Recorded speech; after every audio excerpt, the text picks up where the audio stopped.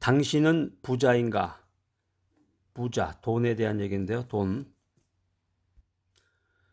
황금 덩어리인데 돈에 대해서 여러분들은 경제적으로 얼마나 여유가 있습니까? 돈이 많다.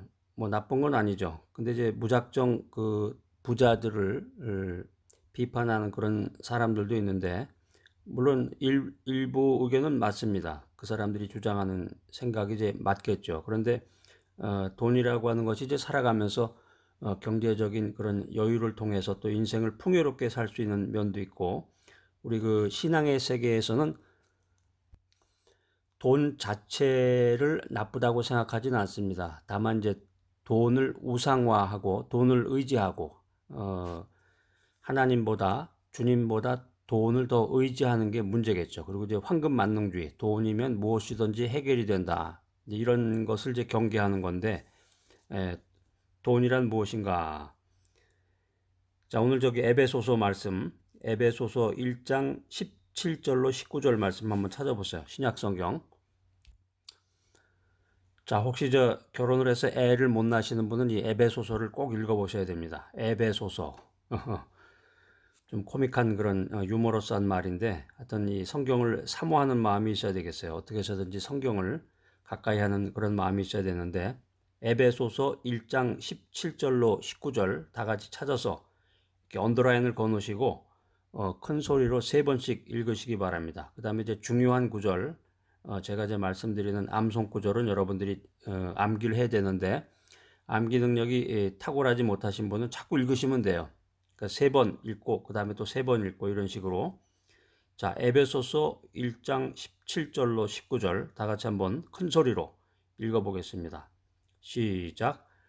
우리 주 예수 그리스도의 하나님 영광의 아버지께서 지혜와 계시의 영을 너희에게 주사 하나님을 알게 하시고 너희 마음의 눈을 밝히사 그의 부르심의 소망이 무엇이며 성도 안에서 그 기업의 영광의 풍성함이 무엇이며 그의 힘의 능력으로 힘의 위력으로 역사하심을 따라 믿는 우리에게 베푸신 능력의 지극히 크심이 어떠한 것을 너희로 알게 하시기를 구하노라. 자, 이게 단문이 아니기 때문에 짧은 글이 아니라 중문, 복문이 이렇게 섞여서 잘못 읽으면 이게 막 말이 얽히기도 하는데, 쉽게 이해하시려면 이렇게 딱딱 끊어서 그 단락마다 이렇게 끊어서 이해하고 그 의미를 이렇게 미닝을 생각해 보는 것도 좋을 것 같습니다. 아무튼 여러 번 읽으셔야 돼.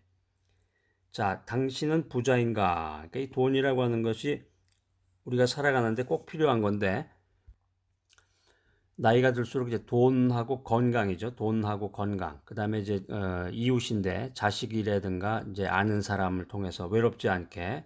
그러니까 돈과 건강은 기본인데, 이제 또 그것만 갖고서는 살 수가 없고, 이제 나이가 들면 외로움이라는 것이 또 있죠. 외로움의 병, 고독의 병이라는 것이.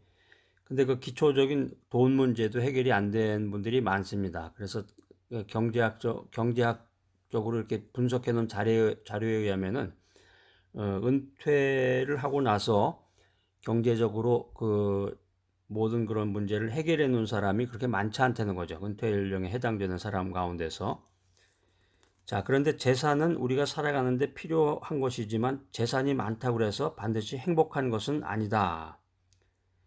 그래서 돈이 많으면 그 많은 돈을 가지고 유익하고 좋은 일을 하면 좋은데, 그렇지 못한 사람들이 대부분이고, 많은 재산을 가지고 이제 교육재단이라든가 또 어떤 복지사업재단 같은 것을 만들어서 젊은 그 2세들, 청소년들에게 교육을 받을 수 있는 그 어퍼튜너티, 기회를 제공하고, 또 가난한 사람들을 구제하고 병든 사람들을 치료해 줄 수 있다. 그러면 이게 돈이라는 것이 참 엄청난 거죠.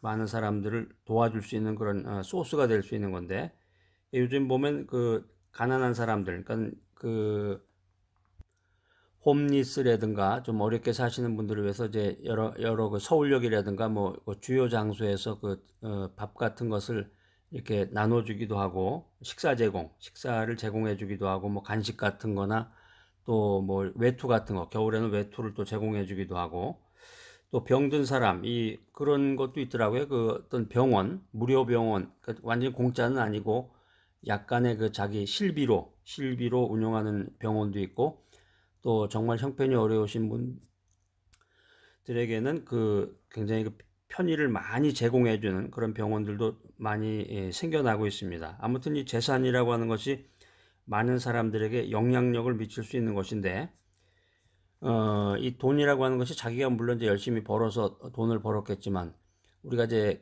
신앙적으로 생각한다면은 돈의 주인은 하나님이십니다. 돈의 주인은 하나님이신데, 그 돈을 하나님으로부터 내가 이제 위탁받아서 청지기와 같이 그걸 이제 맡아서 관리라는 거죠, 사실은.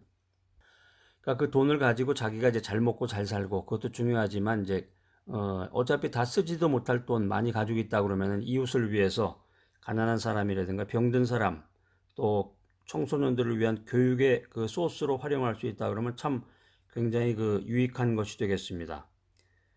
자, 진정한 기쁨과 행복은 물질의 많고 적음에 직결되는 것이 아니다. 그것을 어떻게 사용하느냐, 거기에 달려 있다는 것입니다. 자, 그래서 오늘 이제 세 가지 주제를 가지고 여러분과 함께 말씀을 나누고자 합니다. 첫 번째 주제는 이제 현재 부자, 내가 지금 가진 재산이 뭐냐, 여기에 대해서 한번 분석을 한번 해보겠습니다. 분석을.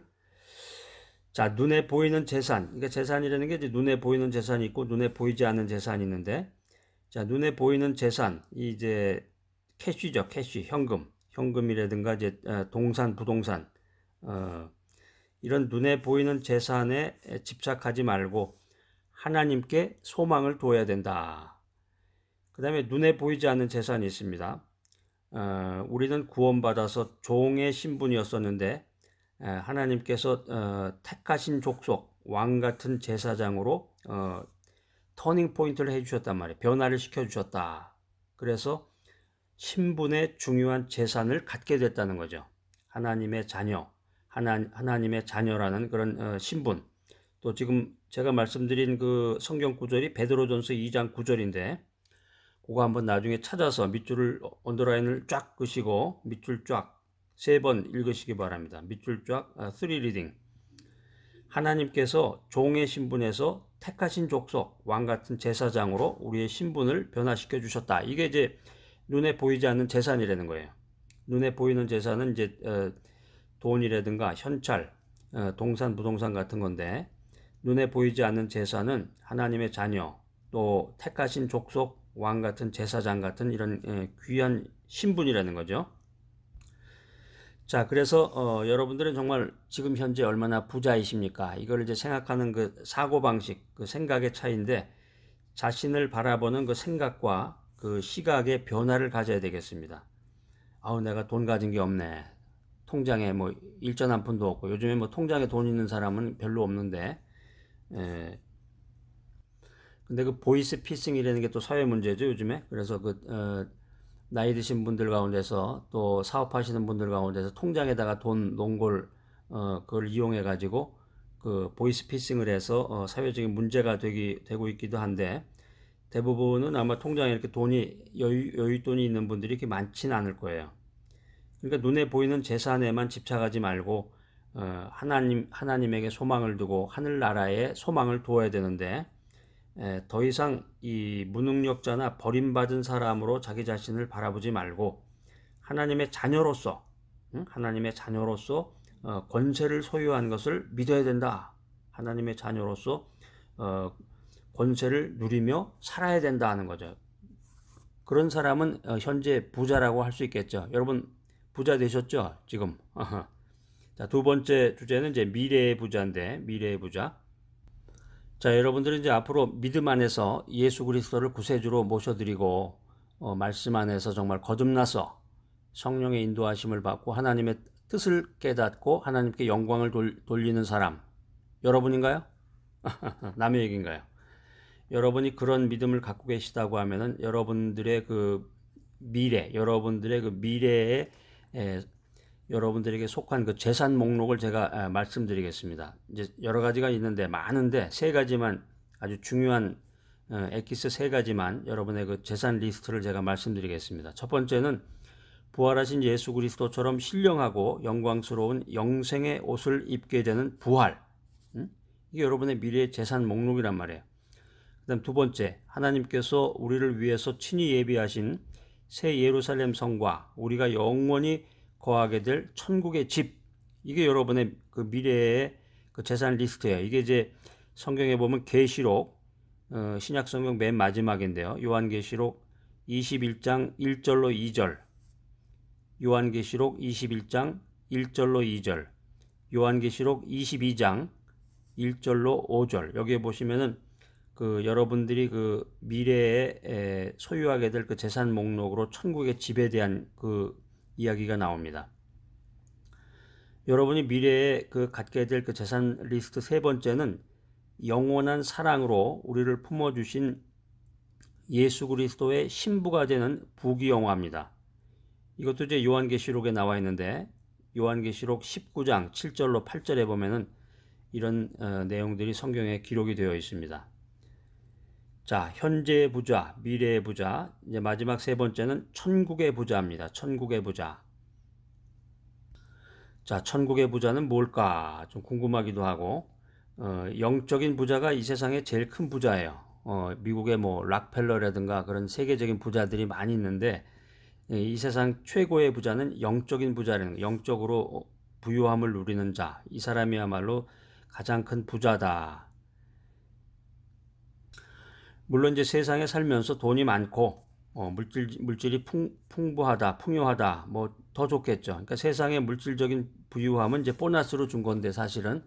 근데 그걸 이제 많이 받은 사람도 있고 적게 받아서 이제 어려운 가운데 사는 사람도 있는 건 사실입니다. 그런데 핵심은 영적인 부자가 세상에서 가장 큰 부자다. 그러니까 우리가 이제 천국의 백성이라는 자부심을 가지고 천국 부자로 생각하면서 이 세상을 살아나가야 됩니다. 자, 한번 이렇게 다짐해 보세요. 선서를 해 보세요. 나는 천국의 부자다. 자, 이렇게 오른손을 드시고 따라서 해 보세요. 나는 천국의 부자다. 나는 천국의 부자다. 응? 세 번씩 이렇게 해 보세요. 선서를.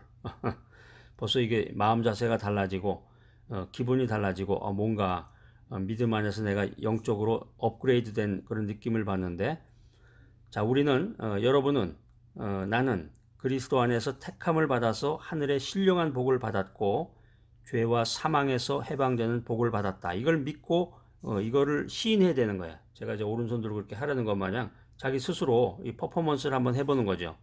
그럼으로써 이제 자꾸 이렇게 믿음이 영적으로 이렇게 거듭나고 성장할 수 있는 그런 계기를 마련하시기 바랍니다. 에베소서 1장 3절로 4절 한번 적어 놓으셨다가 에베소서 1장 3절로 4절 요 말씀을 한번 나중에 찾아서 이렇게 언더라인을 거시고 세 번 읽어보시기 바랍니다. 거기에 보면 이제 그 신령한 복에 대해서 나와요. 그러니까 우리가 인생을 살아가면서 힘들고 어렵고 물론 이제 돈도 많고 뭐 건강하고 뭐 그렇다고 해서 고민이 없는 건 아니고 그 사람은 또 그 사람 나름대로 또 고민이 있어요. 남이 이해할 수 없는 고민이 있는 거예요. 돈이 많다고 해서 고민이 없는 게 아니고 몸이 건강하다고 해서 아무 일이 없는 게 아니고 다 사람마다 근심 걱정이 다 있는 거죠.